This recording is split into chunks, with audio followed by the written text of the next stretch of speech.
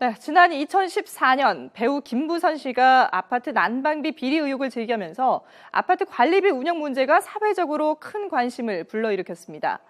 관리비 비리 의혹이 확대되자 정부는 작년부터 300가구 이상의 공동주택 관리자는 외부 감사인에게 매년 한 번 이상 회계 감사를 받도록 의무화했습니다.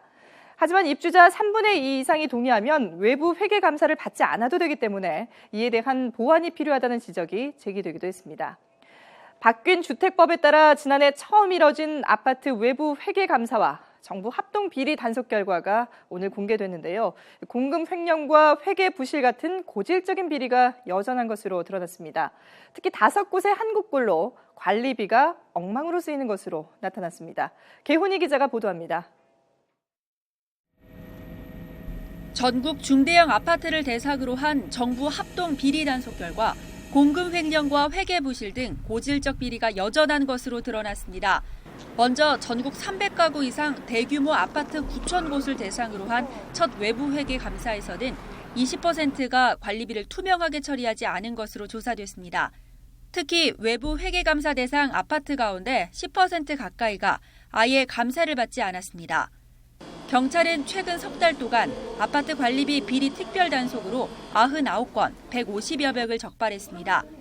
입주자 대표회의 회장과 동대표, 관리사무소장 등이 관리비 횡령과 금품 수수 등의 혐의로 입건됐습니다. 정부와 전국 지방자치단체 합동감사에서는 감사 대상 400여 단지 가운데 70%에서 1,200건의 비리가 적발됐습니다. 관리비 회계를 투명하게 처리하지 않거나 공금을 빼돌리고 공사 용역을 주면서 돈을 받는 등의 비리가 대부분이었습니다. 입주민들의 무관심 속에 여전히 공동주택 관리의 고질적 비리가 발생하고 있는 것으로 확인되었습니다.